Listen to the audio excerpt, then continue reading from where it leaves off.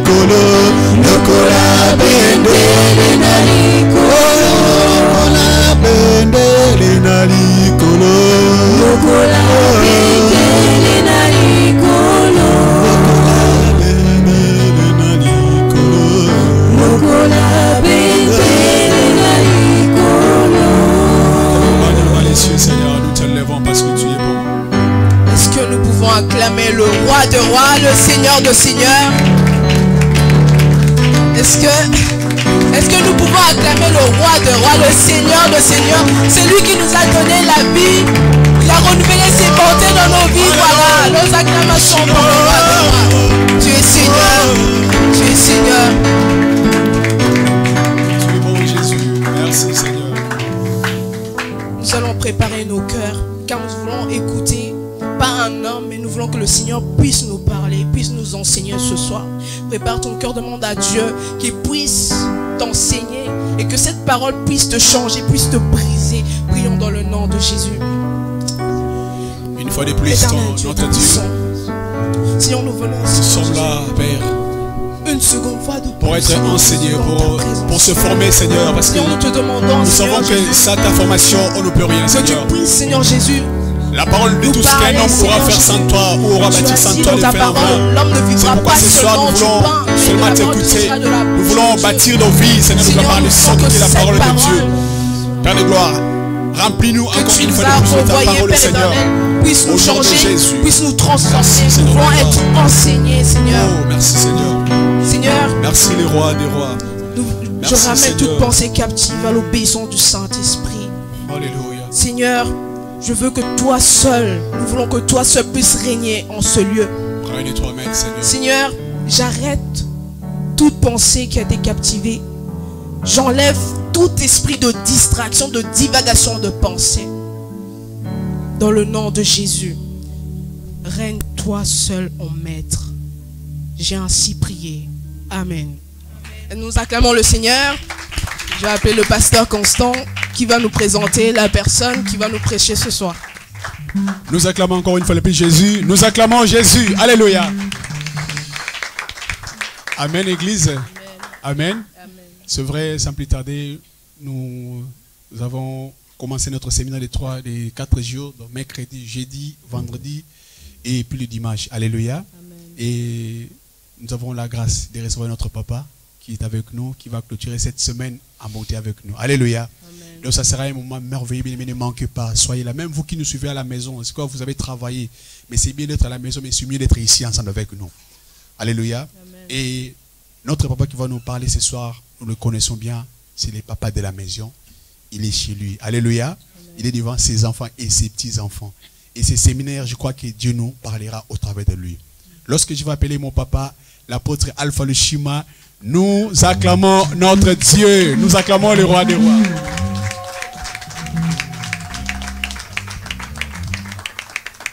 Alléluia. Amen. J'aimerais vous saluer tous dans le nom merveilleux et glorieux de notre Seigneur Jésus-Christ. Amen. Je crois que vous pouvez vous mettre.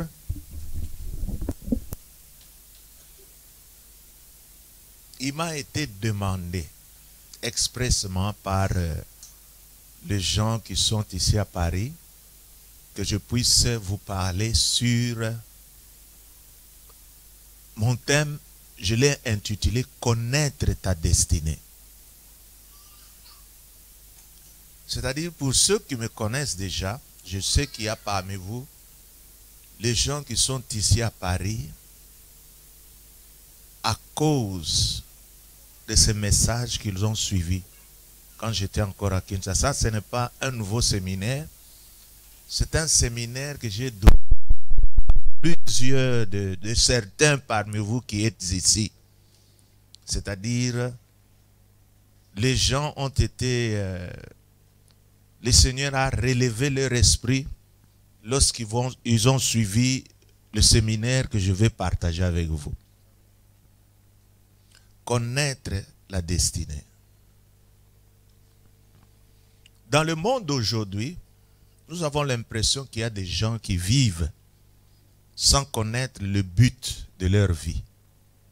Et nous en recevons beaucoup dans nos églises. quelqu'un qui vient et qui prie, puisqu'il pense que c'est à l'église qu'on peut recevoir ça et ça et ça. Mais je crois que nous devons avoir de très bonnes dispositions avant même de commencer à prier. Il y a certaines choses que l'homme d'abord doit connaître. Il y a beaucoup de gens qui ne se connaissent pas d'abord eux-mêmes, mais qui viennent à l'église comme s'ils étaient dans des maisons de féticheurs. Hein? Je m'en vais là-bas pour que lorsqu'on va prier pour que quelque chose se passe. Mais je crois qu'il y a certaines choses que nous devons d'abord connaître. Lorsque nous connaissons ces choses-là, avec les enseignements que nous allons recevoir de l'église, vous verrez que beaucoup de choses vont se passer. Ce séminaire, quand je l'ai fait à Kinshasa, cela a révolutionné la vie de beaucoup de gens. Et je crois qu'on aura le temps, peut-être lorsque tous ces gens-là viendront ici, vous leur poserez la question, ils vous diront, « Oh, moi si je suis ici en Europe, c'est puisque j'ai été captivé par le message qui a été créé, qui a été prêché dans le séminaire sur la destinée. » Alléluia. Moi, selon moi, puisque je sais que le dictionnaire peut donner sa définition sur la destinée, mais moi, selon moi, hein, je peux définir la destinée comme étant une succession d'événements que Dieu a prévus dans la vie de quelqu'un pour atteindre un objectif que Dieu a fixé dans sa vie. Et lorsque nous prenons un exemple, si je vous posais quelques questions, je vous laisse la liberté aussi de répondre à ces questions. Si je vous posais la question de savoir pourquoi Dieu a-t-il créé Moïse, quelle serait ta réponse? Hein? Pour libérer le peuple d'Israël de l'esclavage d'Égypte, n'est-ce pas? Et si je te pose encore la question, pourquoi alors Dieu a-t-il créé Joseph?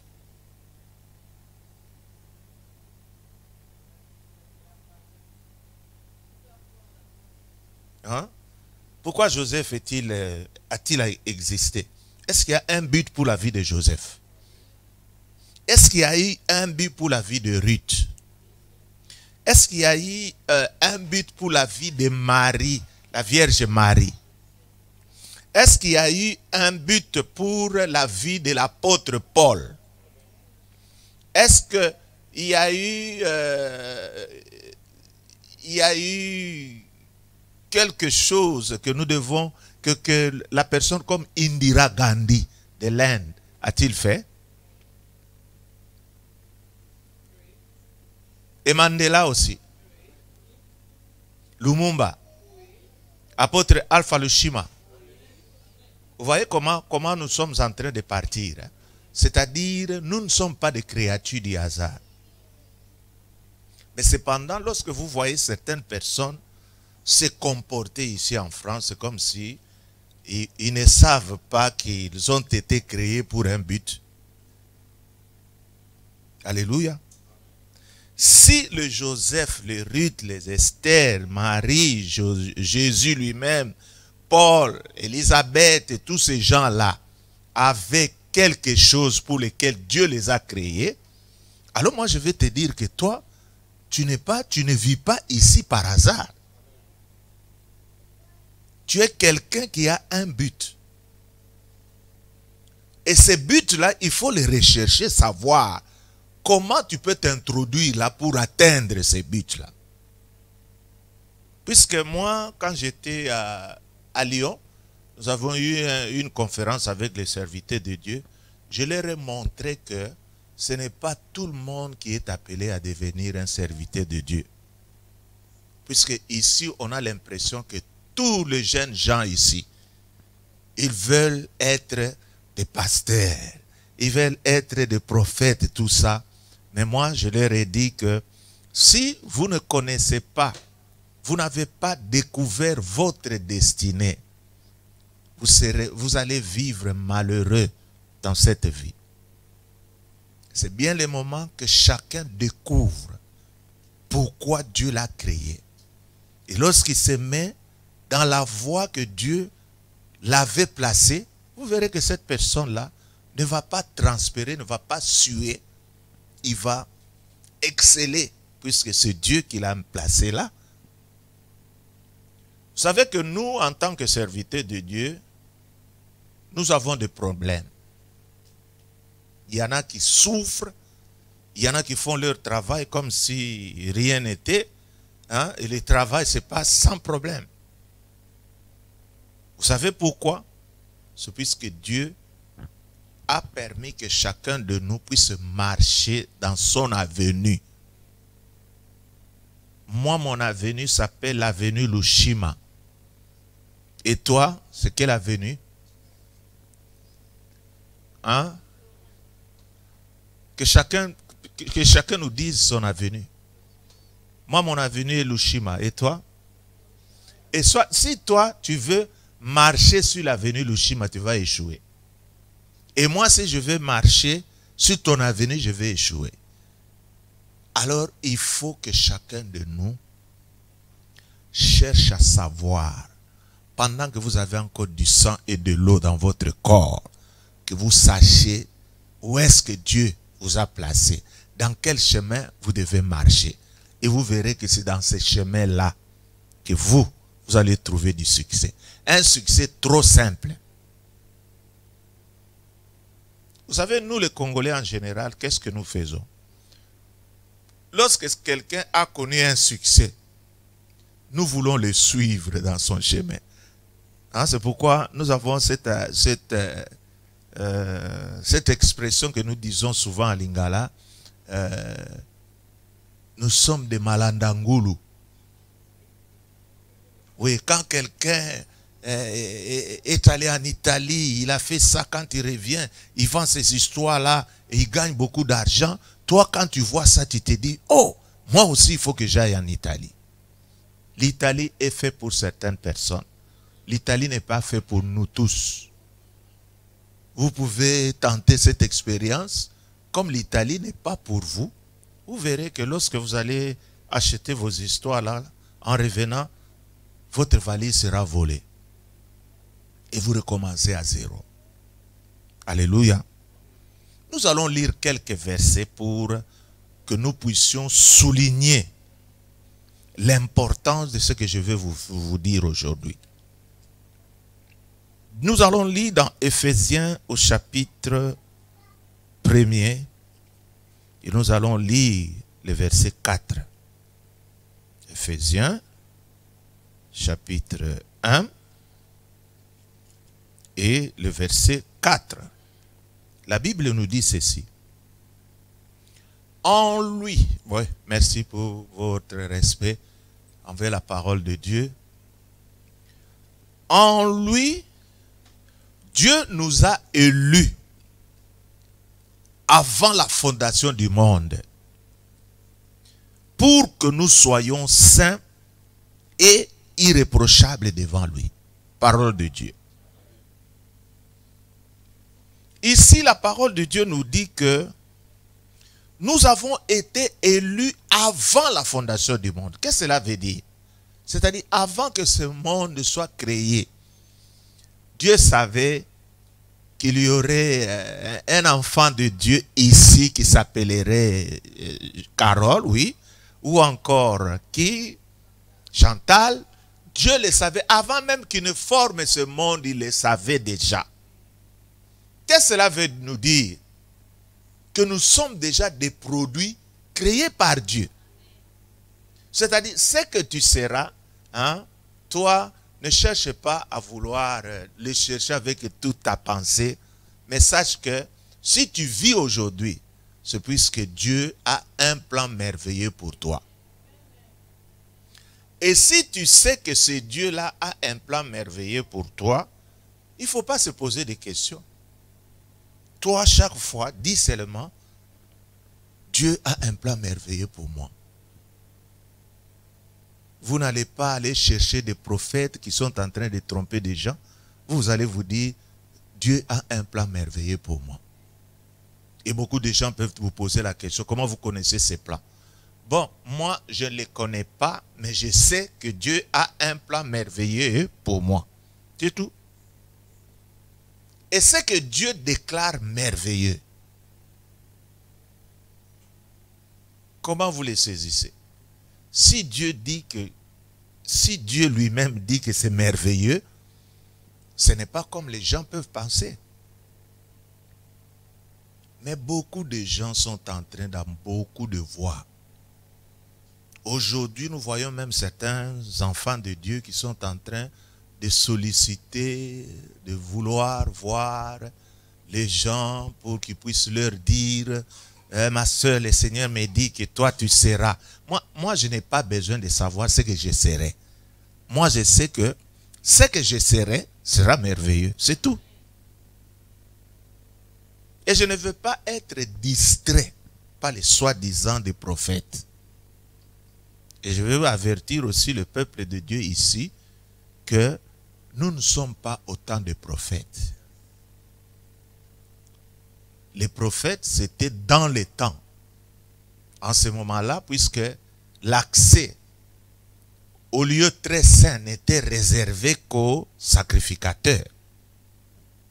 Mais depuis que Jésus-Christ est venu sur cette terre, et comme la voile a été déchirée, cela veut dire que l'accès est donné à tout le monde. Nous devons simplement vous montrer comment il faut y accéder. Mais vous, qu'est-ce que vous voulez? Vous voulez des gens qui viennent vous raconter n'importe quoi. Ma soeur, le Seigneur me dit, c'est que cet homme-là te dit. Mais le Seigneur peut te le dire directement. Alors on doit te montrer comment il faut entrer là-bas pour que le Seigneur puisse te parler. Et aujourd'hui, qu'est-ce que nous remarquons? Les gens ne prient plus. Les gens consultent des hommes. Et en les consultant, ces hommes-là ont détruit beaucoup de mariages. Oh, ta femme est sorcière. Alors toi, tu as confiance en ces gens-là. Eh bien, tu verras les conséquences. Nous sommes au temps de la parole. Nous devons vous montrer la parole de Dieu qui est Jésus-Christ lui-même. Nous devons vous montrer comment prier, comment foncer jusque-là. Et le Seigneur lui-même va vous parler. Et d'ailleurs, moi j'aime que le Seigneur lui-même me parle. Comme notre Seigneur est poli, s'il veut te dire quelque chose, comment peut-il le dire à une autre personne pour qu'il vienne te le dire? C'est comme toi qui es ici. Moi je te connais, je connais la sœur. Moi je peux t'atteindre, mais qu'est-ce que je fais?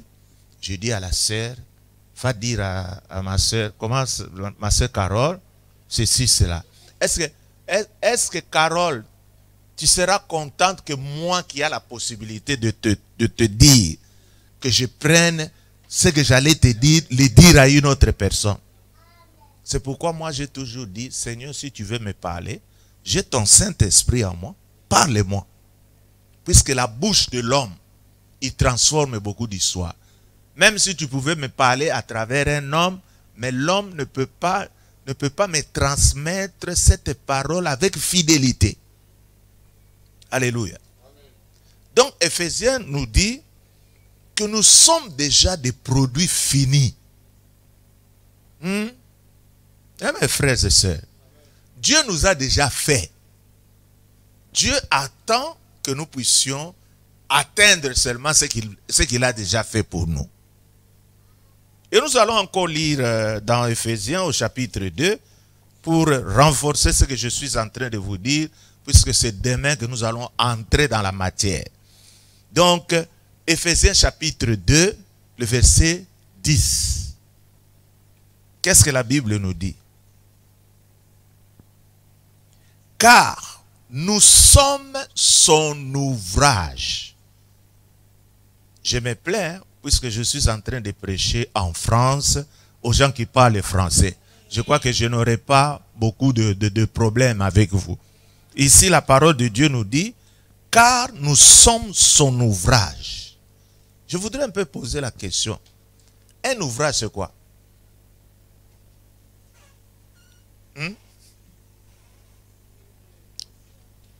Hein? Un ouvrage, c'est quoi? C'est quelque chose qui est déjà fait. Un produit fini, n'est-ce pas? Oui. Un artiste qui vous présente son ouvrage, cela veut dire qu'il a terminé déjà cet ouvrage-là.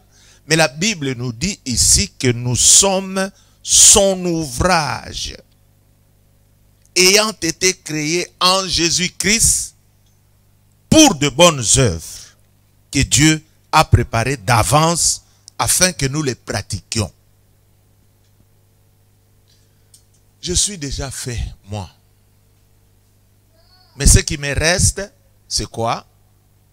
C'est ce que le Seigneur attend de moi, que je puisse faire pour lui montrer que Dieu m'a déjà fait.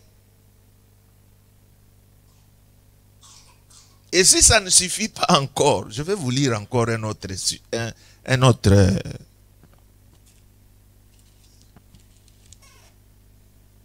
Nous allons lire dans Jérémie chapitre 1er, Jérémie chapitre 1er, le verset 5. Et vous allez voir que la Bible a été écrite dans un langage trop simple. Mais ce sont vos prédicateurs qui essayent de faire de cette Bible un livre compliqué. La Bible a été écrite en un français facile. J'aimerais que quelqu'un nous lise ça dans ce français facile. Parce que moi, je ne vais pas commenter, mais je veux que vous me faites voir que vous avez compris ce que je vais en train de vous dire. Jérémie 1, 5, oui. Avant que je sois formé dans les ventres de ta mère, je les connaissais. Et avant que tu fusses sorti de son sang, il t'avait consacré, il t'avait établi prophète des nations. Est-ce que vous suivez ça? Est-ce que vous comprenez ce que les Écritures sont en train de dire? Moi, je peux encore commenter, renforcer cela en disant ceci. Avant même que ton père n'ait l'idée d'épouser ta mère, Dieu te connaissait déjà.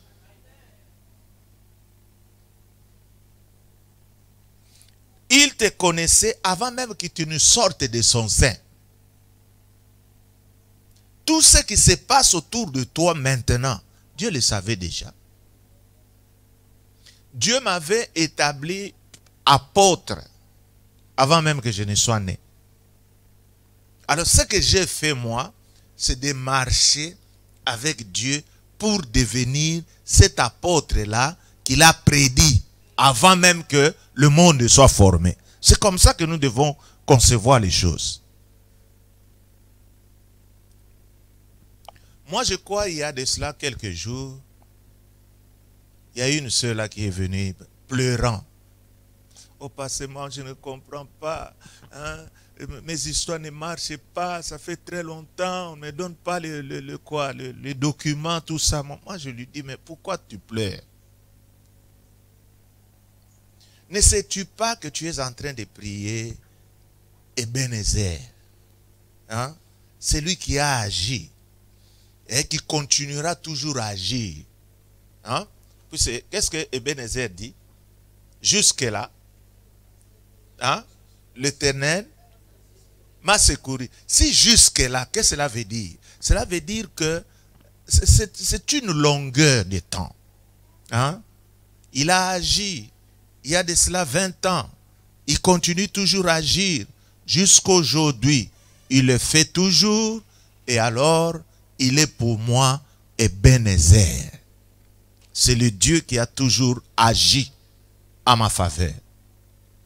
Alors même s'il y a des problèmes qui peuvent se tenir devant moi, comme ce Dieu-là a toujours agi, je dois me référer à ce qu'il a déjà fait pour lui dire, toi, le Dieu qui avait agi dans l'accident que j'avais eu il y a de cela 2 ans, où tout le monde était mort, j'étais le seul qui était là, sorti, indemne. Alors toi qui as fait ça, tu continueras toujours à faire comme aujourd'hui. Les gens ont tendance à faire abaisser leur foi. La Bible nous dit que sans la foi, nous ne pouvons pas plaire à Dieu. Le diable nous attaque pour nous ôter la foi. Et alors quand vous voyez ce jeune fille-là pleurer devant moi, oh papa, je ne comprends pas. Moi je l'ai exhorté, moi je lui dis, tu sais David, quand il a terrassé les lions et l'ours, c'était pour lui une référence pour qu'il puisse dire à Saoul que c'est Dieu-là qui a fait avec lui ses exploits. Ce même Dieu-là sera avec lui pour qu'il puisse terrasser Goliath. Nous devons toujours nous référer sur ce que Dieu a fait pour nous avant d'affronter de nouvelles batailles. N'est-ce pas que nous avons tous des problèmes? Nous avons eu des problèmes. Et si je vous demande, où sont ces problèmes-là? Hein? C'est passé. Est-ce que tu ne crois pas que ces problèmes-là qui se tiennent devant toi, tu ne crois pas qu'il va passer? Il n'y a pas de problèmes qui peuvent demeurer éternellement. Nous vivons dans un monde de problèmes. Lorsque nous vaincons le nouveau problème, lorsque nous vaincons les problèmes actuels, sachez qu'il y aura d'autres problèmes qui viendront. Mais ne croyez, ce ne sont pas ces problèmes-là qui vont changer notre Dieu. Comme Dieu est celui qui a toujours donné des solutions à nos problèmes, grand que ces problèmes soient, il va aussi disparaître devant nous. Alors nous allons voir la destinée dans l'histoire de Joseph. Je crois que ça sera une très longue histoire, mais comme je suis sûr que vous connaissez l'histoire de Joseph. Je crois que nous n'allons pas tout lire, mais je crois que comme vous connaissez, ça va vraiment nous donner une bonne idée là. Comme vous connaissez Joseph, j'aimerais vous poser la question, est-ce que vous connaissez réellement Joseph? Qui est Joseph? Je vous prêche maintenant comme les enfants de l'école de dimanche. Qui est Joseph? Vous ne connaissez pas Joseph? Hein? Vous savez, moi, quand j'étais à la faculté des assemblées de Dieu à Lomé, ce qui m'avait frappé, c'était quoi? J'ai trouvé que dans les églises de l'Afrique de l'Ouest, il y a toujours l'école de dimanche. Ici, quand je parle l'école de dimanche, vous croyez que l'école de dimanche c'est pour les enfants. L'école de dimanche comme vous, hein, c'est-à-dire lorsque vous venez à quelle heure? À 8 heures. Nous commençons par l'école de dimanche. Après l'école de dimanche, c'est maintenant que le vrai culte commence. Moi, je me disais, mais comment ces gens-là sont en train de faire ces histoires? Mais quand je me suis, quand j'ai réfléchi là-dessus, je sais que beaucoup de grandes personnes ici qui remplissent nos églises ne connaissent absolument rien sur l'histoire sainte. Alors parfois, lorsque les prédicateurs se tiennent ici devant en train de crier, hein, quand vous vous dites, bon, vous savez, Joseph, quand il a fait ça, ce sont des choses que beaucoup de gens ne connaissent pas. Alors moi, je me suis dit, mais ce sont des choses très, très importantes. C'est pourquoi chez nous, nous commençons les cultes à 7 heures. À 7 heures, c'est tout le monde qui suit l'école de dimanche. Ne trouvez pas ça anormal? Puisqu'il y a certaines personnes, vous êtes entrés directement. Nous les appelons les gens qui sont entrés par la fenêtre. Puisque l'entrée, ce n'est pas la porte. Il faut entrer par le salut. Il faut connaître les termes. Il faut connaître la doctrine, tout ça, pour bien s'asseoir dans l'église. Sinon, c'est ce que nous sommes en train de vivre en France. Les gens qui ne connaissent rien. Nous, on a eu cette grâce-là. Hein? C'était quelle grâce?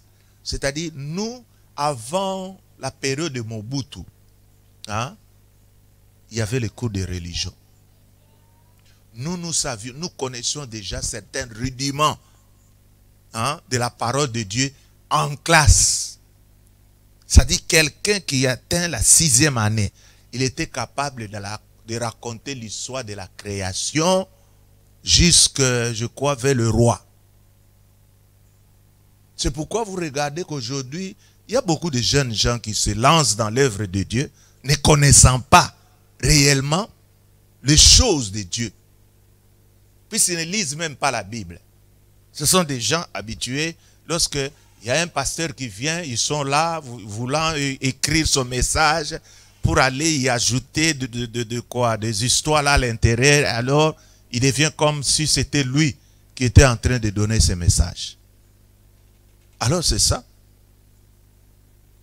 Donc, quand je vous pose la question de savoir si vous connaissez Joseph, j'ai remarqué qu'il y a beaucoup de gens, vous n'avez même pas levé votre main. Alors, vous devez apprendre cela dans, où c'est? À l'Écodim. Mais ça vous fait rire, mais moi je vous dis la vérité. Vous savez, ces petits enfants-là, quand je demande, qui connaît Dieu? Vous savez qu'ils peuvent vous étonner ici. Vous allez voir un petit là, se mettre debout. Oui, je sais Joseph, c'est le fils de Jacob. Ce sont des choses qu'ils ont. Puisque vous tous, vous ne lisez pas la Bible, ça vous sera très difficile. Donc, Joseph était l'un des 12 fils de Jacob. Lorsque nous regardons la vie de Joseph, vous allez voir que la destinée de l'homme, c'est un mystère. Nous voyons d'abord Joseph qui naît dans une bonne famille. Avec un bon papa qui lui donne de bons habits. Il était très bien, il était aimé. Alors au bout d'un certain moment, quand son père lui dira, va voir tes frères qui sont là en train de faire paître le troupeau. Amène-leur quelque chose à manger. Vous savez, comme Joseph avait l'habitude de dire toujours le mal de ses frères, alors ses frères-là étaient en colère comme lui. Et quand ils l'ont aperçu de loin, ils se sont dit, oh, voilà les dizaines de bonnes aventures, le voilà qui est en train de venir. Et quand il est arrivé, c'était déjà un plan bien monté. Ils se sont dit, nous allons le tuer. Alléluia. Et c'était un plan déjà arrêté. Mais vous savez, dans votre destinée, mon frère, ma soeur, je vous dis, foncez, marchez tout à fait naturellement. Hein? La personne qui a décidé sur cette destinée, lui-même fera en sorte que beaucoup de mauvaises choses, qu'il puisse les éliminer lui-même. C'est-à-dire quelqu'un qui marche dans sa destinée avec Dieu, il ne peut pas mourir. Amen. Avant que cette destinée-là ne soit accomplie. Vous allez voir que ces gens-là, les frères de Joseph, ils voulaient faire quelque chose de mal. Mais ils ne savaient pas qu'ils étaient en train de faire la volonté de Dieu. Vous savez, lorsque on cherche à vous faire du mal, et ce mal-là, Dieu va les tourner. Il va devenir quelque chose de merveilleux pour vous. Alors on voit Joseph venir, on l'attrape. On les met d'abord dans un puits. Maintenant nous allons un peu voir ce que nous allons faire de lui. Pendant qu'ils étaient en train de penser à ce qu'il allait faire, puisqu'ils voulaient le tuer, il y a eu une caravane qui venait de l'autre côté. Oh, ils se disent, oh non, non, non, maintenant ne le tuons pas. Vendons-le. On les vend. Voyez, une personne qui vivait très bien chez lui, dans sa maison, et maintenant qui devient un esclave. Si c'était toi, tu allais dire de mauvaises choses.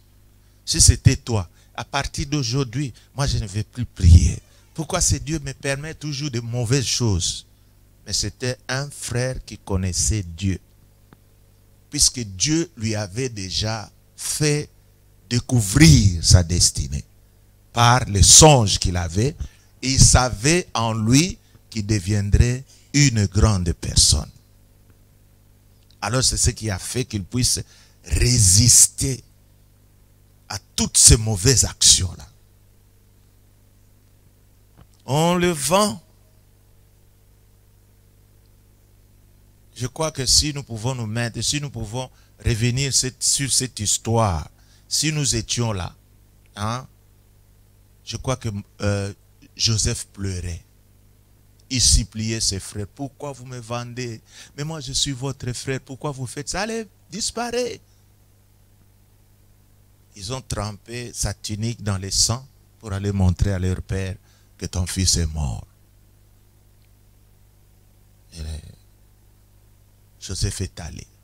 Et quand il est arrivé, comme il maintenait toujours sa relation avec Dieu, Dieu a ouvert un passage. Il a été acheté par un grand homme du nom de Potiphar. Et vous savez ce que sa présence a fait à côté de Potiphar. Potiphar était béni à cause de la présence de Joseph dans sa cour. Mais vous savez que le diable rôde toujours autour de nous pour chercher à nous dévorer. Il est entré dans la femme de Potiphar qui voulait que Joseph, qu'il puisse faire de mauvaises choses avec Joseph. Mais Joseph tenait toujours ferme. Bien que les choses se soient encore retournées. Il a été jeté en prison. Moi, je suis en train de dire des grandes lignes. Et quand il a été jeté en prison, il est devenu le chef. Hein? C'est-à-dire, c'est comme si dans nos vies, Dieu a déjà tracé son chemin. Nous ne faisons que marcher et découvrir ce que Dieu a déjà fait pour nous, comme nous avons lu dans les versets qui sont passés ici. Il est resté là. Vous savez que les deux serviteurs de Pharaon qui ont eu des songes, c'est Joseph qui les a interprétés. Ils ont été libérés. L'un est mort comme avait prophétisé Joseph. Et l'autre est resté puisque Joseph lui a dit, lorsque vous serez libre, pensez aussi à moi. Et maintenant, c'est le tour de Pharaon qui doit avoir des songes.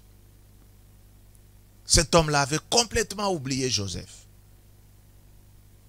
Et quand tout le monde a tenté d'interpréter ces songes, on a trouvé que personne n'a pu donner une signification cohérente aux songes. Alors c'est à ce moment que cet homme-là s'écriera, « Oh, Pharaon, je connais un frère qui était avec nous en prison. Si nous l'appelons, peut-être lui viendra pour interpréter les songes. » C'est ainsi que Joseph, avec une très longue barbe, on le fera sortir et on le mettra devant Pharaon. Et c'est à ce moment-là que Joseph va interpréter les songes.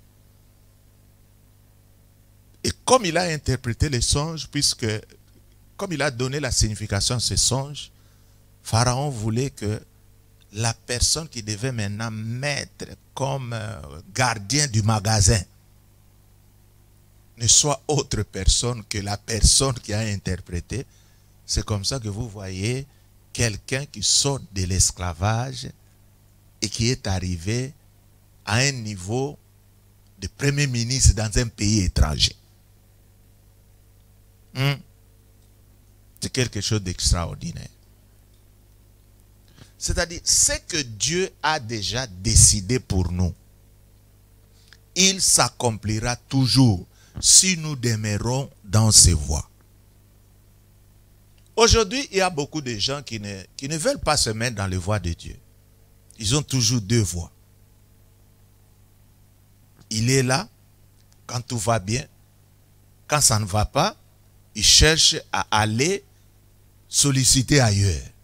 Non, mes frères et sœurs. C'est-à-dire, la marche dans la destinée commence par une porte.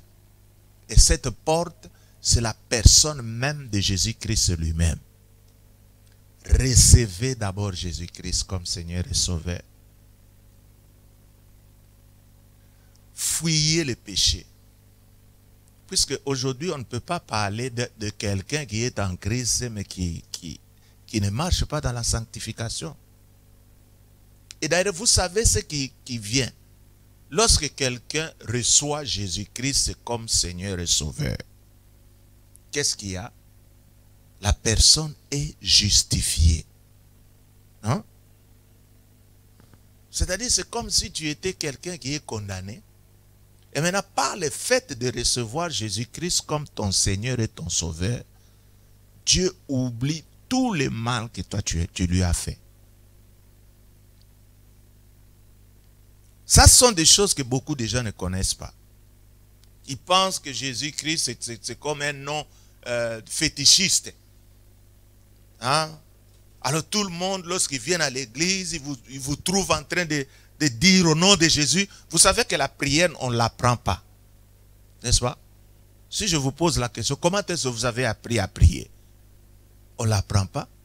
C'est-à-dire quand vous venez, le premier jour quand vous êtes dans l'église, vous êtes en train de regarder tout ce qui se passe ici. Vous êtes en train d'entendre comment les gens sont en train d'élever leur prière. Prochainement, vous verrez que vous aussi, vous allez entrer dans ce système de au nom de Jésus-Christ. Nous lions, nous faisons ça. Ce sont des choses que vous entendez et que vous voulez pratiquer. Il y a beaucoup de gens qui pensent que dans les églises, nous sommes des gens qui sont en train d'invoquer un esprit comme on le faisait dans le monde. Mais non. Il y a des bases que les gens doivent comprendre. Quand je reçois Jésus-Christ, il faut leur dire que ma soeur, comme tu viens de recevoir Jésus-Christ, tu es justifié. Imaginez que moi, qui étais condamné, et maintenant lorsque quelqu'un me dit, mon frère, tu n'es plus condamné. Vous savez que c'est, hein, lorsque quelqu'un est relâché, disons un condamné à mort, comme Barabbas, qui était condamné à mort. Dites-moi un peu ce qu'il a ressenti quand on lui a dit que Barabbas, maintenant tu es libéré. C'est-à-dire, lorsque vous êtes justifié, la personne vous dit, maintenant, je ne vais plus considérer tous vos péchés. Et maintenant, qu'est-ce que vous allez rendre à cette personne-là? C'est ça le plus grand problème que nous avons dans nos églises d'aujourd'hui. Jésus-Christ m'a libéré. Je suis maintenant pur. Et maintenant, qu'est-ce que je peux faire pour que ce Jésus-là puisse se sentir à l'aise avec moi? C'est de prendre carrément une décision de ne plus revenir dans ce que je faisais dans les temps. Seigneur, tu as enlevé tous mes péchés. Merci Seigneur. Comme tous mes péchés sont enlevés, je vais faire de tout mon mieux pour ne plus rentrer dans ces péchés-là. Mais aujourd'hui, ce n'est pas ce qui s'est fait. Aujourd'hui, en commençant par ceux-là qui se prennent pour des serviteurs de Dieu eux-mêmes, ils ne connaissent pas ça. Alors on se pose la question, qu'est-ce que nous sommes en train de faire dans ce monde? Est-ce que nous sommes en train de travailler pour Jésus ou nous sommes en train de faire des aventures? C'est pourquoi vous voyez qu'il y a beaucoup de gens qui viennent à nos églises, mais ils ne viennent pas pour Jésus. Ils viennent peut-être que dans cette église-là, il y a de très jolies demoiselles. Et vous voyez certaines personnes se pointer là-bas. Il y a beaucoup de sœurs là. Ah, il y a des très jolis bonhommes là-bas. Je veux aller comme ça. Ma sœur, si tu es là, comme ça, je te dis, tu es en train de faire du mal à Jésus-Christ. C'est lui qui t'a justifié. Et par son sang, il t'a lavé. Et maintenant, qu'est-ce que toi tu peux remettre à ce Jésus-là? C'est de lui dire carrément que comme toi tu as enlevé tous mes péchés, moi je vais faire de tout mon mieux pour vivre pour toi sans péché. Et alors vous allez commencer maintenant à lutter vous-même. Et vous verrez que lorsque vous luttez, le péché finira par s'en aller. Alléluia. Lorsqu'on entre dans la destinée, vous allez comprendre maintenant que nous servons un Dieu du courant prophétique. C'est-à-dire, notre vie sera comme si nous étions un bout de papier qu'on a mis sur une rivière. Et dans cette rivière, à chaque étape, il y a quelque chose que Dieu a réservé pour toi. Ma soeur, mon frère, si tu marches dans le courant prophétique de Dieu, sache que c'est dans ces courants-là que tu vas rencontrer ton mari, celui qui te rendra heureux. Puisque nous ne savons pas choisir avec nos yeux. Tout autour de nous, nous voyons qu'il y a beaucoup de demoiselles. Et surtout actuellement, comme les jeunes sœurs savent très bien se sculpter. Alors toutes les femmes sont devenues trop belles. Alors nous ne savons pas qui choisir. Mais ta femme, elle est dans le courant prophétique. Toi, marche comme un bout de papier. Vous savez, lorsque un bout de papier est sur une rivière, elle est en train de couler, parfois à un certain moment, il y a les tourbillons, elle continue à tourner, tourner. À un certain moment, elle s'avance, elle s'accroche à un morceau d'arbre, elle s'arrête là. Et maintenant, lorsque la pluie va maintenant tomber, qu'est-ce qui va arriver? Le bout de papier là va commencer encore à continuer jusqu'à atteindre l'embouchure. Nous devons toujours prier sur nous-mêmes. Seigneur, pourquoi tu m'as amené dans ce monde? Moïse, tu l'as amené dans ce monde pour libérer le peuple d'Israël de l'esclavage des Égyptiens. Joseph, c'était pour libérer son peuple. Puisque l'histoire devait continuer. Alors que la famine, cette famine allait exterminer. Alors Dieu a envoyé devant Joseph. Marie, c'était pour nous donner naissance au fils qui allait être le sauveur de ce monde. Paul, c'est celui qui devait écrire des lettres qui allaient donner la doctrine à l'église actuelle. Indira Gandhi. Il ne faut pas seulement se limiter aux choses de Dieu. Indira Gandhi, il a fait en sorte que l'Inde soit indépendante. Lumumba, la même chose. Alpha Lushima, si vous existez, c'est puisque Alpha Lushima a existé. Et maintenant, toi, tu crois que tu es une créature du hasard? Alors cherche. Demande à Dieu. Il faut causer avec Dieu. Dites-lui, Seigneur, pourquoi toi tu m'as amené? Pourquoi suis-je en France? Puisque quand nous voyons votre manière de se conduire ici en France, mais parfois, vous savez qu'avec l'histoire de Facebook, nous nous sommes très bien informés sur vos comportements ici en France. C'est-à-dire, nous disons que ce sont des gens qui vivotent. Vous ne vivez pas.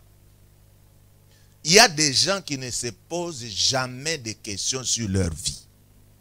Seigneur, pourquoi as-tu permis que je sois aujourd'hui dans ce pays?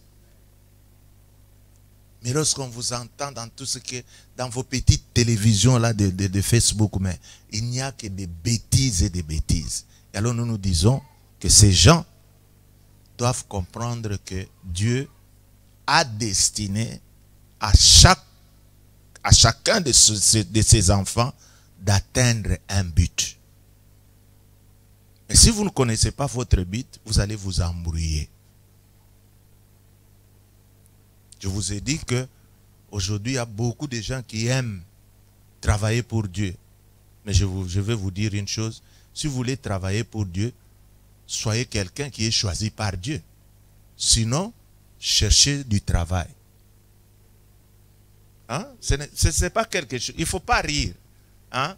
Soyez conscient avec vous-même. Vous vous dites. Moi, j'ai dit cela à la réunion avec les serviteurs de Dieu à Lyon. Je leur ai dit, soyez courageux. Si vous savez que vous n'avez pas été appelé par Dieu, c'est dimanche, mettez-vous devant le peuple de Dieu. Commencez maintenant à faire quoi? À recommander certains de tes fidèles. Vous dites, frère, toi tu es un peu courageux là, tu as beaucoup appris. Est-ce que tu ne pourras pas aller prier chez mon frère qui a son église ici à côté? Puisque je dois vous dire la vérité, je n'étais pas appelé par Dieu. Puisque moi je me souviens que cela s'était passé à Kinshasa. Hein, nous étions dans l'église du révérend Dayo. Dayo a dit, mon frère, ma soeur, si tu n'as pas été appelé par Dieu, tu le sens toi-même, viens devant nous et dis-le à haute voix, afin que tes membres le sachent. Il y a des gens qui se sont levés. Ils ont dit, ah, j'étais venu ici en France par aventure. Et maintenant, je m'adresse maintenant à tous mes membres. Je vous dis que je n'étais pas été choisi par Dieu. Alors, je ne veux pas faire ce que Dieu ne m'a pas dit de faire. À partir d'aujourd'hui, je ne suis plus pasteur. Demain, je vais travailler du travail. Et Dieu a béni beaucoup de ces gens-là.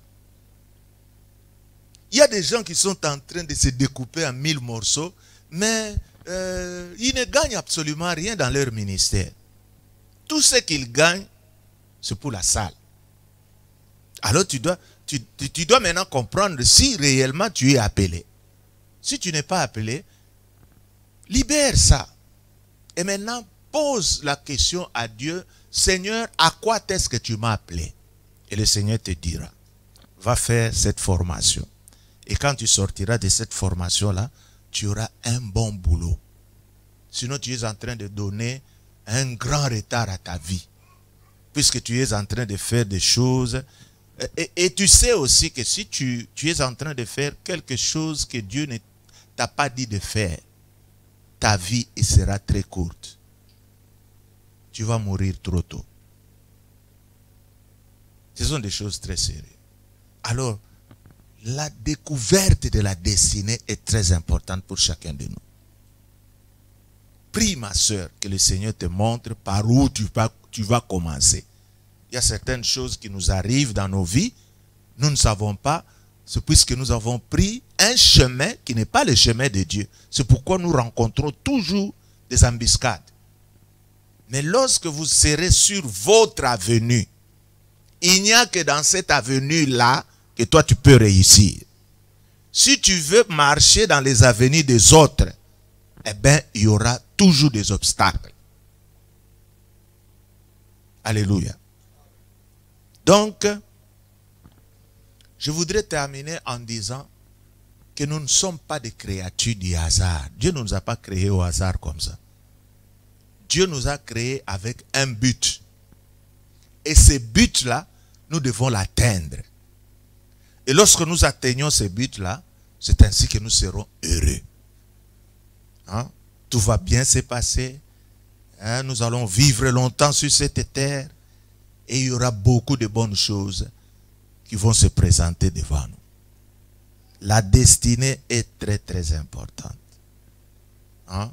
Puisque les Jésus, tous ces noms-là que je vous ai cités ici, ce sont des gens qui ont vécu puisqu'ils étaient poussés par quelque chose que Dieu avait mis en eux. Il a déposé ça sur leur destinée Et pendant qu'ils marchaient, ils ont fait des choses extraordinaires. Il faut aussi lire même l'histoire de Lumumba. Vous allez voir que Lumumba fait des choses extraordinaires. Hein, quand vous lisez comment, même si vous entendez ses discours, vous allez voir qu'il était un homme trop loin de sa génération. Il y a certaines choses qu'il disait que le politicien d'aujourd'hui pouvait dire maintenant. Puis pourquoi? Il a été dans son destinée. Mais aujourd'hui, tout le monde veut se faire politicien. Non, même la politique aussi. Hein? Si vous n'êtes pas destiné à ça, mais abandonnez. C'est ce qui se passe chez nous. C'est n'importe où. Vous voyez, vous rentrez, vous voyez quelqu'un avec un costume là, il se promène. Bon. Il est député, mais on ne sait pas ce qu'il a dans sa tête. Comment est-ce que notre pays peut marcher? Donc, nous devons faire très très attention. Chacun a toujours quelque chose qu'il doit faire. Il n'est pas dit que moi aussi je peux faire comme toi. Alors là, c'est le système de Malandangoulou. Et beaucoup de Malandangoulou n'ont pas fait du chemin. Ils se sont arrêtés. Et lorsque quelqu'un ne réussit pas, il commence à inventer des choses qui ne sont pas bonnes. Il va chercher de l'argent par des moyens malhonnêtes. Alors toi qui m'écoutes aujourd'hui, je veux que tu m'écoutes encore demain et après-demain. Vous allez voir que le Seigneur a un plan merveilleux pour chacun de nous. Quand le Seigneur lui-même dit que mon plan est merveilleux, ce n'est pas un plan merveilleux comme le disent les hommes. Ce qui est merveilleux prononcé par Dieu lui-même, c'est extraordinaire. Alors, c'était ça mon introduction. Et demain, nous allons voir ce que nous devons faire pour que nous puissions réellement marcher dans ce que Dieu a décidé pour nous. Et ça sera une très bonne chose. Aujourd'hui, je m'arrête là. Et demain, nous allons encore continuer. Que le Seigneur vous bénisse.